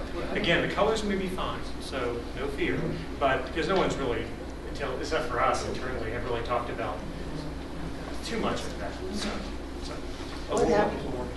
What happens in reality if you don't do anything to the roads? What are the, obviously it takes people longer. You wouldn't be able to realize that development because investors would not, I mean, there's a very simplistic view of that, but I mean, because you could do this, a future scenario, without any of the improvements for the small area plan. I mean, is that something that could be done as another baseline? Because that's, the roads are going to grow, population's going to grow anyway, and this infrastructure's going to get worse. Even if the land use didn't change at all. That's what I'm saying. The through traffic would. So that's certainly enough. I mean, I don't know if the group is interested, but it's something that people automatically assume that it's going to be all the fault of the small area plan, when there's going to be growth anyway. Well, you went to the trouble to figure out the through growth change, so we wouldn't be took that that existing those through trips and did grow them to our future. And that would be a good thing, to see what the future scenario would be with no changes in land use, but just knowing that there's going to be future population growth and job growth. It's a good Right, point the about land use changes are going to be farther out. And those same people are going to drive to the same We area. already cause know, the same based problem. on Weldon Cooper numbers, like Shaw's was going to be 55,000 people in 10 years. Yeah. I don't know what the county's projections are. 40, yeah. And you're what are you now? We're about. So we're talking about 50,000 more people in the next 10 years just by doing nothing. I was just sitting there, yeah. That's a great point. Both city and county together. Yeah, together. We'll add that in. Okay. We'll put that on the to-do list. That's great. Okay. Sorry I want to give get in you the more weeds to do. with this question, but I'm curious to know how you make the assumptions on increased demand based on the land use. What's in that algorithm that has such a significant change? Let me just ask you, make sure I know your question. Internal to this area or the through? Because there are 2 different answers. Through movement, which is using one tool, and the internal that we've been talking about is both. Yeah. I'll do the external one. Sure. Okay. The MPO has a modeling tool that's bigger than just this little area. It covers multiple localities, and it's used for long-range planning for the MPO, for transportation planning. So we use that regional travel demand model to do various queries to get a handle on growth. And that has Weldon Cooper and land use and population changes forecasted out for decades. So that's what we use for the external kind of X to X things. That big thick book. So that's more to Kathy's point that this is going to happen. That's going to happen. Right. Yeah. So what you've just seen here is indeed a mix of both. Right. It's both. And now the internal, eye to eye, right, is that big thick book that Anthony talked about. There are esoteric. What's the word that means based on data research? Evidence-based. Yeah, there you go. So there are people keep records all over the country about what does 200,000 square feet of office generate on a daily basis or in an hour. So we can look things up to get these. If that answers your question. One thing that separating these regional through trips out from the existing does for us is allow us to go in with the blank slate that land use provided us and say, we're not factoring any other additional traffic outside of the through traffic. We're creating a whole new sets of travel demand based on what the vision is in the future. so I don't want to get ahead of you, but so before we decide that the land use proposal that we're discussing is not going to work, when will we layer in the infrastructure changes to see how much relief that can provide? It's an iterative process. Yeah. They're going to be playing back and forth based on their analysis results and what the infrastructure implications are. So, And but it's- we're not ready to decide. We need to do something drastic to the plan that we already have, like reduce from 3 to 2 levels or something. Well, I think to at Paul's, this stage. I think to Paul's point, the colors probably don't have to change. It's just the intensity on those parcels You know, that may have to change. Yes, admittedly, it's a gut feeling that the things that have been kicked around, I'm not convinced that's enough. Maybe it is, but I feel like it's probably both. But again, though, also intuitively, though, if we're going to grow, and that if we don't do anything to repurpose our kind of inner suburban kind of decanting areas, then that growth is going to go outside on the edges, requiring this higher traffic volumes coming in as through traffic. Yeah. So the idea is that now you're not going to have as much of that coming in if it's more local, closer to the job centers. That's a good point. And it's not just the edges, it's outside of your own jurisdictions where you have no control. Exactly. And then the worst case scenario, you're having to spend hundreds of millions of dollars improving the transportation system anyway for someone that lives 30 miles away. You got it Y'all for are- Green and Madison and everybody That's else. happening now. Okay, we're under a tight time constraint here. Paul, do you want to quickly go over your next steps? Next steps. That's what gets me. So, we'll continue. Like I said, we're going to have a meeting next week with Sal and his team, and we'll talk about, show them everything we did, all of our long division, and we may make some tweaks to that. And then we've done this, we talked about that, we'll do more of that. And basically, we're headed toward maybe tweaking the land use and testing the various scenarios, the transportation scenarios. That's kind of where this is going. All right, sorry, thank you. Guys, well done. And thanks for being willing to do that on the baseline. Yeah, that's good. Okay, Chip, I'll give you 2 minutes to summarize last night's public meeting for everybody. We met last night. Wow. Did I say 2 seconds or 2 minutes? We had our second public meeting last night at Charlottesville High School. Had just under 40 people attending. Very positive, very good discussions. A number of people there.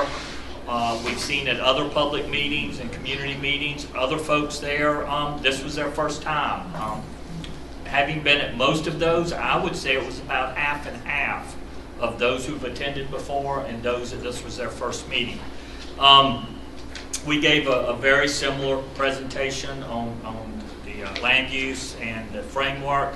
Some of the bigger items that were discussed included the Brandywine connections and Mickey Drive connections, the Angus connection, what types of right-of-way would be required, as well as access points, bike ped, along hydraulic across 29 and the looks there, and then also from the Meadows single-family neighborhoods of just the recommendation for more parks and green space. And community center, teen center.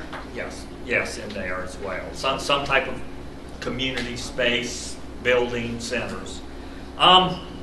Very positive. I think it went really well. We tried to emphasize, look at our website.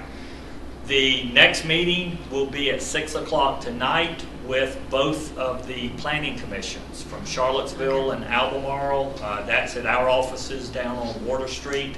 And so we'll get both planning commissions. They're able to kind of roll up their sleeves and work through same information that we've been doing. One point I'd like to add real quick, Craig, is it's a point that's been made before, but we can't get too focused on just the Route 29 base solutions. There are the others, the intersections 29 to 50 as well Yes, as hydraulic yes. 215. Absolutely. Before, but we can't lose sight of that. Yep, it's a comprehensive network evaluation, yep, to be sure. Okay, Review of our schedule, as mentioned at the end of Sal's presentation, we're due to create our draft small area plan by September 15th. And then we move on to a review by the planning commissions and then finalization on the 29th of September. So that's the timeline. Sal seems to think he's got the inputs he needs to create the draft, and then we'll await input and fine tuning, and we'll go from there. Our schedule for meetings? Our next meeting is, I think, September 10th. I don't know, what's the second There's Tuesday? 2 meetings in September, right? Yeah, it's second and fourth Tuesdays. I can't remember the dates. Say back to that, okay. So yeah, we'll go with that. So we'll have another meeting before the end of the draft small area plan. I'm pretty sure. Second and fourth? Yeah, I'm pretty sure there's a meeting before the 15th. 14th and 28th. 14th? That's Okay. it. 14 and 28. All right. So, Okay, good. So we've got a little break. just some of the action items that I have come up with from today's discussion will be helpful for Sal's fine tuning of the land use plan and for other things, but I'll just read down my list, and then if there's anything else, please join in. But more bike ped connectivity east of Hillsdale was mentioned. Yes, thank you. Improving Meadow Creek and that green space was mentioned. Meadow Creek Valley. Meadow Creek Valley. The emphasis on getting the citizens to buy in and partner was emphasized. Structured parking or in targeted areas, not so good for the retail, but may not want to add that specificity to the plan. It was mentioned. Well, it could be in the text portion of the plan. Yeah. Okay. As well as that idea of the community centers, facilities in the meadows. That was something. Well, Chip mentioned it, but I guess I'm trying to envision how this final plan is always text as well as graphics. So. Right. I think maybe you can combine facilities and Co-locate. and public location and, co-locate like things. parks and community centers. And co-fund them. Oh, yeah. Change to the roadway cross-section shown on Zan, as Kathy's point was maybe narrowing things down and changing the look of that. Dell's point about testing roadway access, on 29 between Hydraulic and Angus. Yes. Maybe help accommodate the The Meadows and Meadows other people. adjacent properties. Make sure we work that into the infrastructure testing. And then we also talked about running another kind of base model without any increase in land use, but just an increase in the through traffic to see what that does to the existing infrastructure. I think that was pretty clearly committed. So that's the 7 things that I had noted. Did I miss anything else of importance? Can you add the traffic slides that were shown today to the presentation? They're not online right now. Yes. Yeah, thank you. Okay. Craig, I have a question. Yes. One observation, in Los Angeles, they have the same kind of terrible traffic problems. If you built office buildings in Los Angeles downtown, they would not allow you to build parking. It's just the reverse. They forced you to provide parking several miles off-site in parking lots and parking structures. So they simply wouldn't allow you to bring more cars downtown. And secondly, that last slide we saw was dreadful about rush hour. And I live in that area. I certainly don't see anything like that.